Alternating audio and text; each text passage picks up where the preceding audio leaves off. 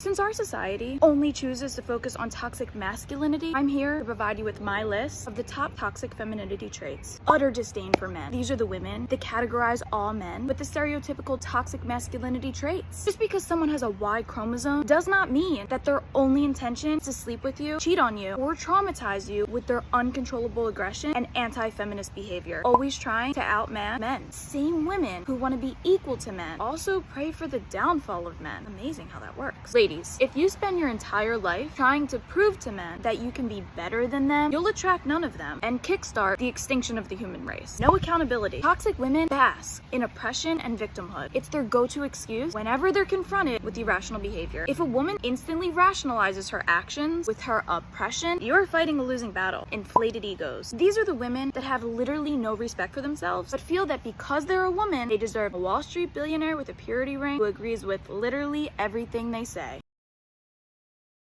Modern feminists feel pigeonholed by the structures that many couples flourish in and yearn for freedom from a traditional way of life. The feminist would much rather forego marriage and having children with her husband in favor of dominance and a fast-paced profession. She doesn't understand how both men and women in couples may be leaders in their own particular ways, since she wants to be an alpha and wants her partner to be her beta. However, there is nothing bad if you find yourself pulled to a certain field of work. It is admirable to be enthusiastic about a cause, an art form, or wish to employ your special abilities. But if a woman prioritizes her profession over establishing personal ties, this might have negative consequences in the dating scene altogether. Men would want to steer clear of dating modern feminist women, since it is a whole other game. Men are quitting the dating scene in reality because it is simply not worthwhile anymore. I think the more I do this divorce documentary, I think that women are evil when it comes to divorce. Oh, no, wholeheartedly, yeah. I interviewed this guy. Oh my God, it was so sad. He literally showed me texts, like messages, printed, because I make them bring in the document, because then people will say they're lying or whatever, so I make them bring in the actual like documents. She literally said to her friend, "I wish he would hit me," because she was trying to get him to hit her so she could take the kids and like bring that to court. Wow. Even though that is crazy. She admitted to hitting him multiple times, and then she didn't let him see the kid for a year, and then she went to court, and guess who still got primary custody? The lady. Of course. Isn't that crazy? Men are now consuming and telling their stories about how they went MGTOW and what it means to them. These men are on all social media platforms making videos, sharing comments, and sharing content from other people talking about the same thing. These men are also on forums and discussion boards. Men have now become comfortable talking about MGTOW, and now I believe it's something that society is accepting and women are understanding. Men claim that we're just not going to get into marriage or partnerships any longer because we're sick of being treated like nothing. We no longer participate in the dating game because we believe it to be unfair to us. Males do not agree with feminism's shift from being a movement for the freedom of women to one that just seeks to undermine males. They are simply leaving the field and going their own ways. Are girls with a high body count ashamed of it? I know some girls that are and some girls that aren't. I've known a lot of girls that think that it's empowering and makes them look cool, and they love to flaunt that number around, even to men that they're dating, but men don't find that attractive at all. Right. Men think that's a turn off, absolutely. Because I feel like there's an issue with people saying don't shame girls for hooking up, but girls who do have a high body count sometimes hide it themselves. Absolutely. And I feel like that kind of alludes to them being ashamed of themselves and their own actions. So I don't know if they're truly fulfilled by that. Men are no longer reluctant to declare that they have had enough, seen enough, and experienced enough to realize that they just do not want to pursue women any longer. They would fare much better without them, going their own ways. Without being devoted to women, they will still live their lives in their own manner, develop their abilities, continue their long-standing habits, and have normal lives. And they don't even seem to despise women in any way. They just aren't comfortable with all the drama that follows marriage, or how the divorce system works against them, so they don't want to be in a relationship with them. And now that men are openly declaring that they are going their own way, women are taking notice. Men are engaging in this behavior at an increasing rate. I believe this is the reason more women are beginning to consider the possibility that these men may be correct. They are decent men. They are decent people who just don't want unpleasant experiences anymore. These men rate as 2s and 3s, or or even 8s and 9s, on a scale of 1 to 10, there could yet be time for women, or there might not. However, it doesn't seem healthy for them, based on what we've observed in women throughout the world, particularly in Western nations. These older career women sought the feminist dream and ascended their corporate ladders only to learn they were beyond their biological clocks, and now men don't want to date them anymore. That's the reality. That's what women are slowly realizing, but it's already too late for most of them. Why did the women of the past, who had less rights, also have less hatred for men than the women of today? Because of social media. Because they couldn't say anything. They were depending on the man.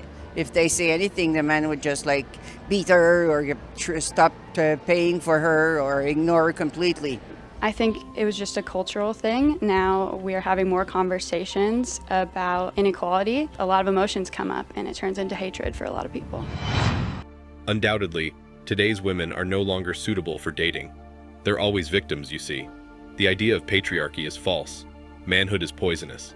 Patriarchy harms women who are ill or have disabilities. Women get paid less than men for the same work. In general, all males are shown in the same light. This is exactly what feminism has sold to women, and they wholeheartedly believe it. The ideas that suggest all women are victims. Did you know that despite the equal death rates for men and women from prostate and breast cancer, respectively, 6 times more money is spent on research into the latter? In the US, men account for around 85% of all homeless people. Men receive considerably longer jail sentences than women for the same crime.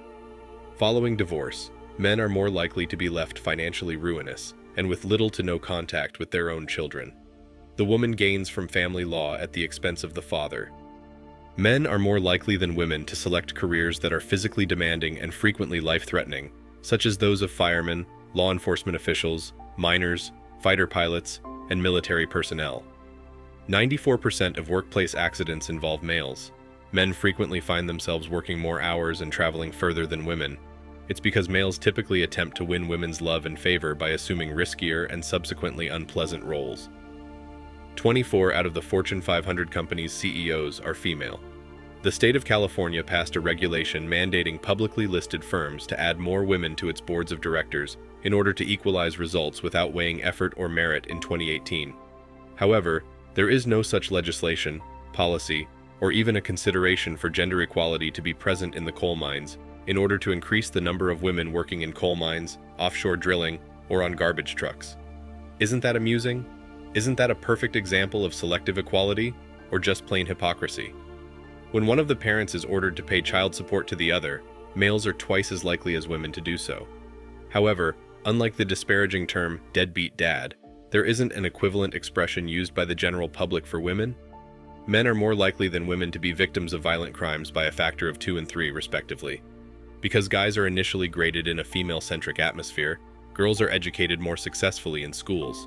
Women currently acquire the majority of associate, bachelor, master, and doctorate degrees, and this number is increasing virtually annually. Men are consistently represented as being unable to do anything right in sitcoms and advertisements, while women are praised and celebrated. You are viewed as a predator if you take your children anywhere in public. Dads who stay at home are lazy losers, whereas moms who stay at home are strong women. Women can abuse us all they like, but if we respond violently, we become monsters. It's the man's fault if a lady gets upset with him. If you and a girl get intoxicated and have an intimate relationship, only one of you can be charged with assault. Women are not held accountable for leaving a man. Men who dump women do so out of fear of commitment. While believing a girl to be overweight is unacceptable, believing a guy to be overly short is acceptable. Feminists are attempting to devalue men and elevate women. They seek to establish a matriarchal society instead of just abolishing the so-called patriarchy. Feminists are in a power struggle. Manliness is deemed poisonous. They spread falsehoods about the wage gap, patriarchy, and male privilege. Equality or no equality. They have no interest in equality. They merely wish to sow discord between the genders. They suppress and cancel activities they don't like International Men's Day, while simultaneously fighting hypocritically for free expression. They would fight for liberties like wearing only their tops in public. They want to take a leisurely stroll topless and half naked, then complain about being harassed, or even just being observed by guys. They don't support equal pay, reproductive freedom, or any of the other issues.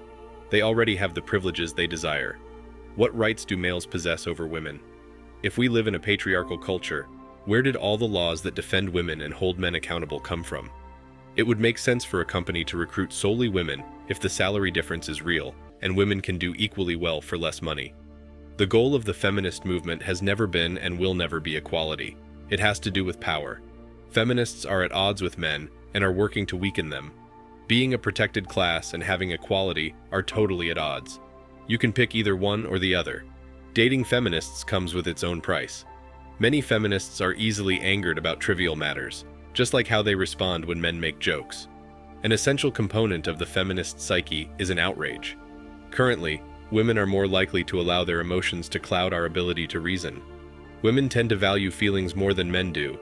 Therefore, when a woman adopts a feminist stance and behaves in a more neurotic, impulsive, and impolite manner against the entirety of the male gender, men do not immediately understand and consider the woman's feelings to be nonsensical. Perhaps it's this, or it just becomes a habit to show outrage over the tiniest of conversations that crack jokes regarding gender.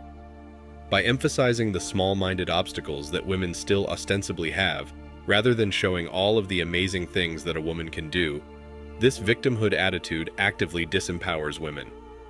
When it comes to dating, feminist women often assume victim mentalities in an effort to vent their resentment and frustration at the falsehoods they continue to spread, such as the idea that women are paid less for the same work and to gain an advantage over their partners.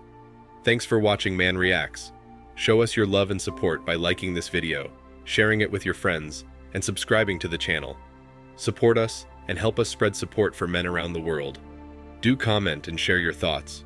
We're always up for a healthy debate and discussion.